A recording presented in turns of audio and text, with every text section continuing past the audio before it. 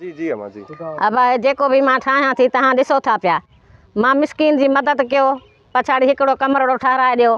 सॼो ॾींहुं मंडी ज़ाइफ़ां गिलजां थी कम में राति बि मींहुं थियो आहे बरसाति इन बरसाति में वेठा हुआसीं मनाड़ो मथां किरी पियो रहियो हुयो बि ख़ुदा वास्ते जेकी मदद पुॼे सा ग़रीबनि जी कयो हिकिड़ो कमरो मूंखे ठाराए ॾियो मुंहिंजी मदद कयो मिसकिन जी त अलाह तव्हांजी बि मदद कंदो हाल मुंहिंजो ॾिसो था ॿाहिरि पिया आहियूं थिया सफ़ा निकिरण में बसि जेको पुॼे ग़रीबनि खां मदद कयो ग़रीबनि जी अलाह वास्ते असांजो ज़ोर न आहे भाउ असां जॾा माण्हू आहियूं मिड़ई मिटड़ी हणूं था वेठा चऊं था मन कुझु थिए हिकिड़ो कमरो ठाराए ॾियो ख़ुदा जे नाम ते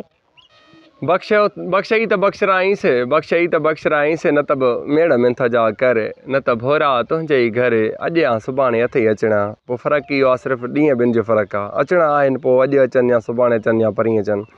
बिस्मिल्लाहिर्रहमानिर्रहीम मज़लूम सॾो अज़हर गुपांग दोस्तो जीअं त ॼाऊं कंबर खां काफ़ी दूर खिरपुर जिसे खां हेठि हिन मिसकिन अम्मा जो इहो ॻोठु आहे ॻोठ जो नालो बि मूंखे यादि सुल्तान सामटे जे ॻोठ में आउं मौजूदु आहियां हिन मिसकिन अम्मा जे घर में मौजूदु आहियां जंहिंजो तव्हां घर ही पाण ॾिसी सघो था ही तव्हां ही कंहिं कैमरा में जेको बि अचे पियो हेॾां ही तव्हां ही ॾिसो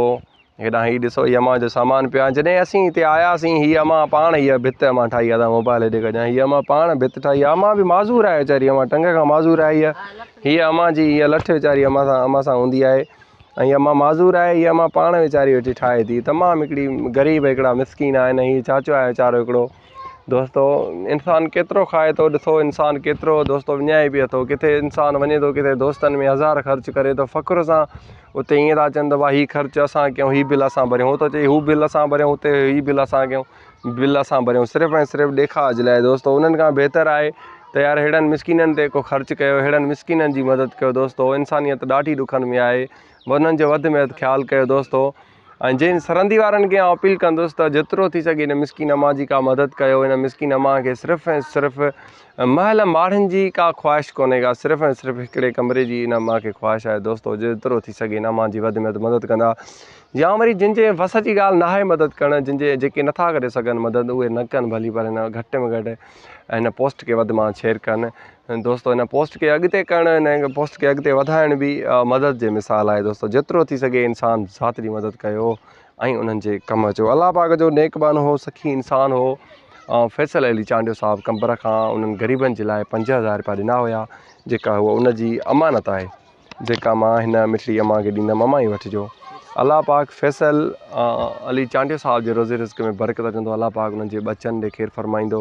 जंहिं मिसकिननि मथां महिरबानी कई आहे दोस्तो फुड़ी तलाउ आहे फुड़ी तलाउ आहे हिननि मिसकिन अम्मा जो कंहिं बि को लहिणो लेखो न आहे दोस्तो जंहिंखां जेतिरो थी सघे 100 थिए 2 थिए 5 थिए या 500 थियनि जंहिंखां जेतिरो थी सघे हिननि मिसकिननि जी वधि में वधि मदद करणु जी अब अलाह उन्हनि खे मदद कंदो जंहिं बि मुंहिंजी मदद कई आहे अलाह उन्हनि खे अॾींदो ख़ुशि कंदो मौला अली मदद थींदो उन्हनि जी बि मिसकिन जी मदद कंदा अलाह उन्हनि जी मदद कंदो जेकी जंहिंखां पुॼी सघे मदद कनि